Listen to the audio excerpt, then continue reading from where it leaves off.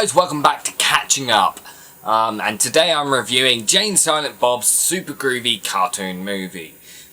Technically this film came out last year in the US, but here in the UK it didn't come here till I think about a month or two ago, so yeah, it's not been out very long here, and it didn't get a theatrical release or anything. I think it was just straight to DVD and VOD, but yeah, it's a film made on very small budget. I think it's something like $69,000 or something like that. It was really low.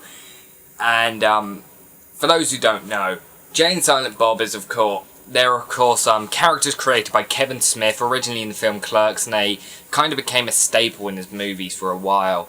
So in his View-Askew universe, or View-Askew-niverse, that's how they used to be called. What they used to be called, I mean. So they were in things like Clerks, Mallrats, Chasing Amy, Dogma, Jay and Silent Bob Strike Back, their own film. And then they weren't in any of his other films, or one of them, until yeah, they weren't in Jersey Girl, and then they were in Clerks 2, which is the last time we've actually seen the characters. We also saw in Clerks, the animated series, which is actually really, really good.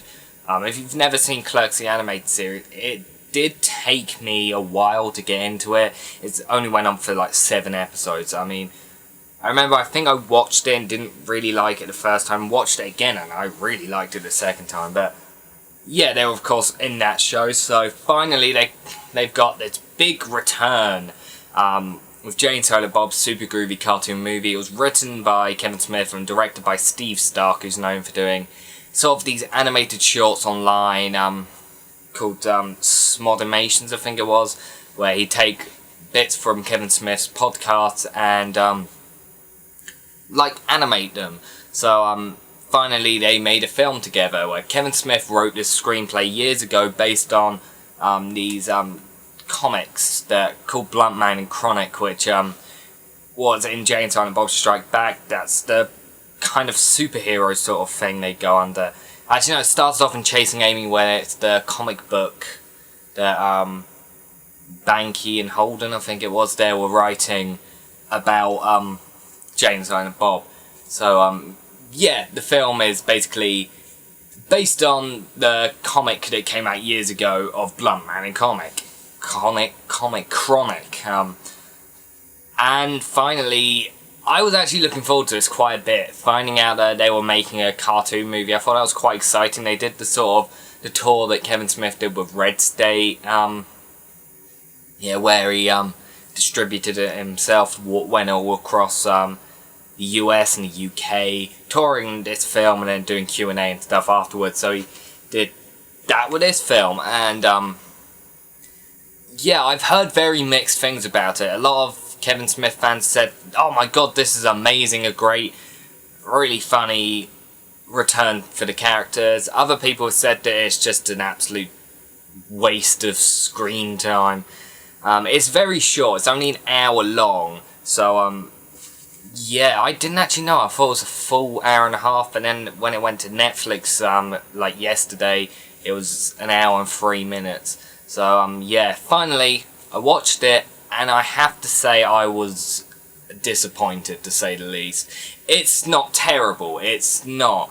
It's got a lot of really funny jokes, the voice acting's really good, some of the writing's really smart, and it's a fun little parody of comic books, basically. But, you know, you have the jokes that are really funny and really memorable, and then you have the really, really atrocious ones that, I mean, I'm surprised Kevin Smith wrote this. He, I haven't seen Cop Out, but he didn't even write Cop Out, but I've loved all the films he's written so far. And Tusk, we still haven't, it just came out in the US, I think. No, it comes out this week in the US, and in the UK we have no sign of a release at the moment, but yeah, so far I've loved all his films. Mallrats is probably the only one I didn't love that much, but I didn't hate it at all. And I love his writing. I think he's a great writer. He writes really funny, smart dialogue, and even something like Red State, he made a fantastic, weird little horror movie there. So he doesn't just write really funny dialogue, he just writes good dialogue. He's one of my favourite writers, if not my favourite writer of all time. So when I saw this, I was really disappointed. It's not badly written. It doesn't feel like it was written by a first-time writer, but it doesn't feel like it was written by someone as good as Kevin Smith. And in the end, it feels less like a movie and more like a pilot to a TV show. That's what it really does feel like. It feels like it's a pilot to a TV show, to a Jay and Silent Bob cartoon show. That's what it felt like.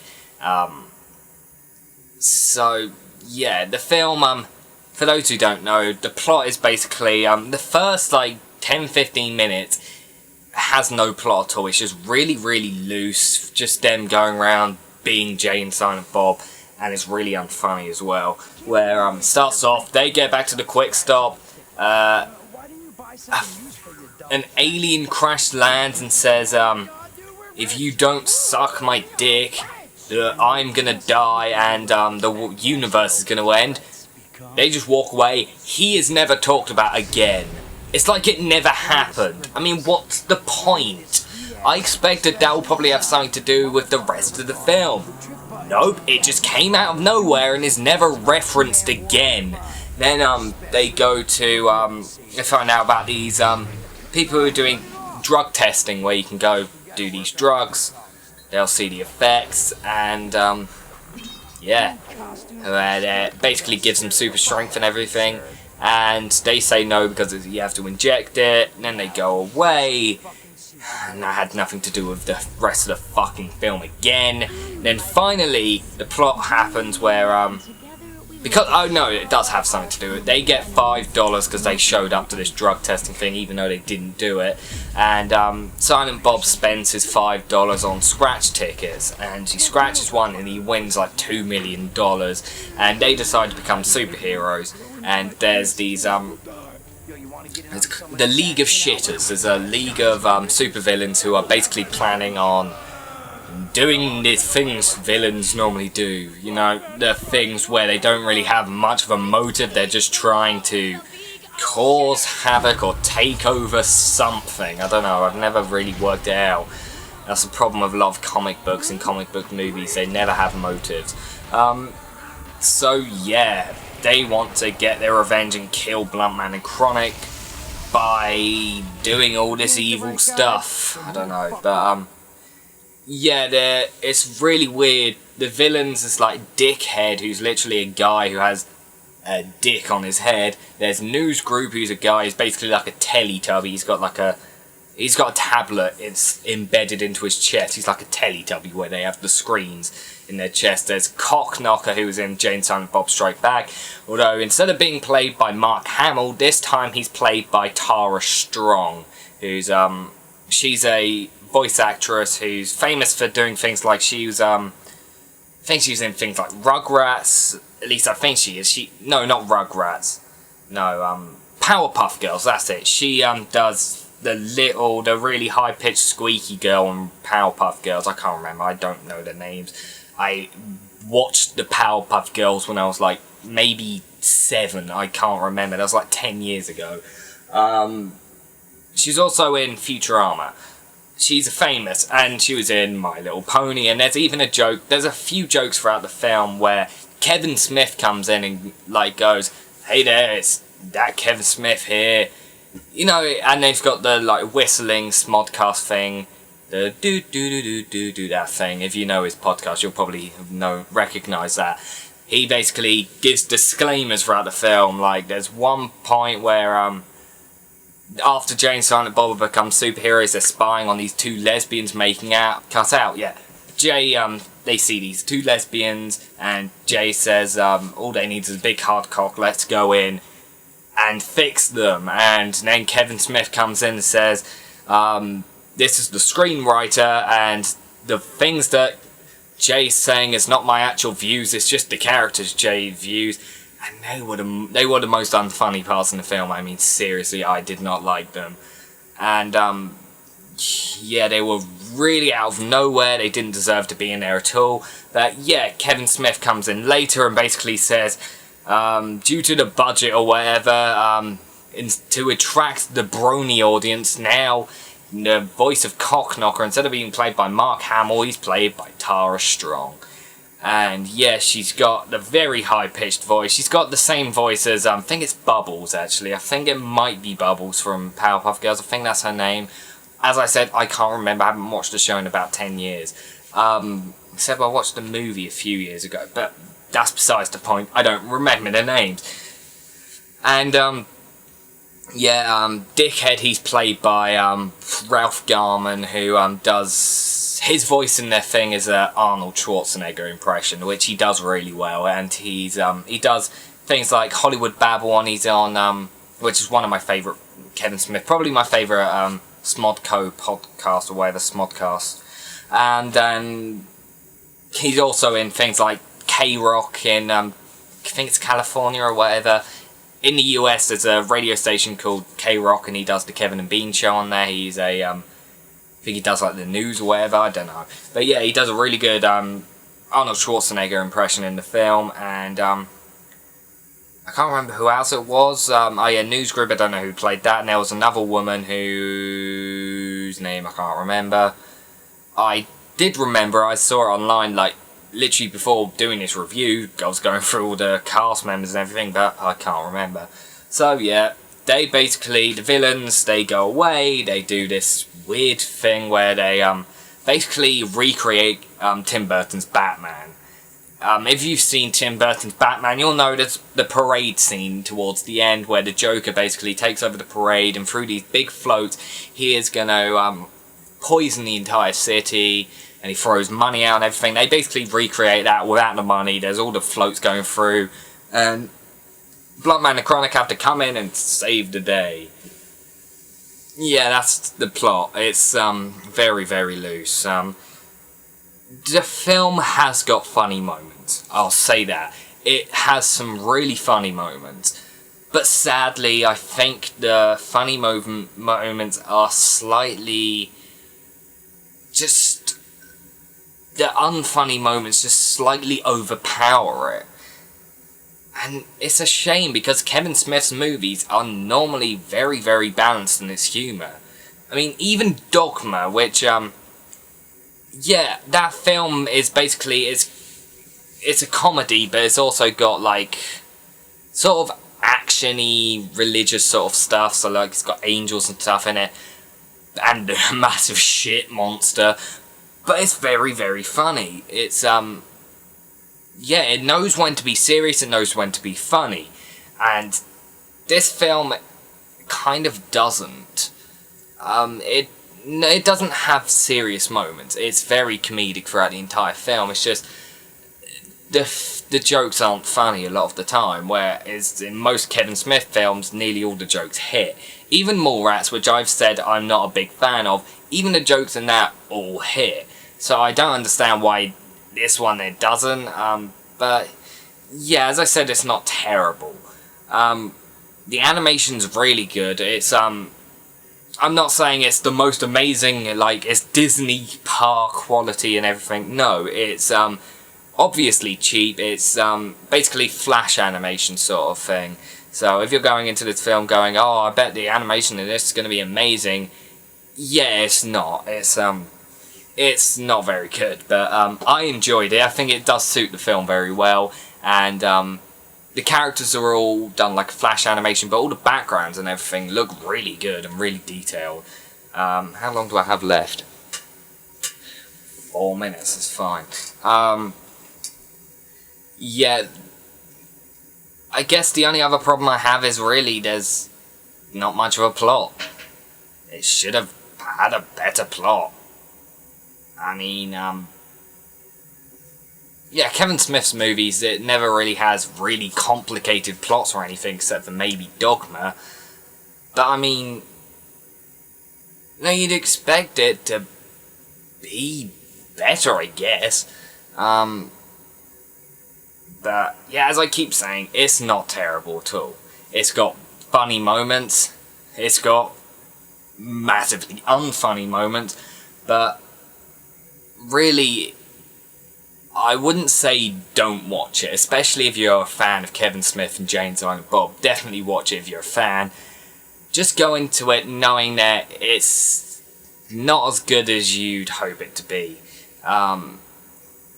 Yeah, it's slightly disappointing, but yeah, it's not the worst film I've seen this year.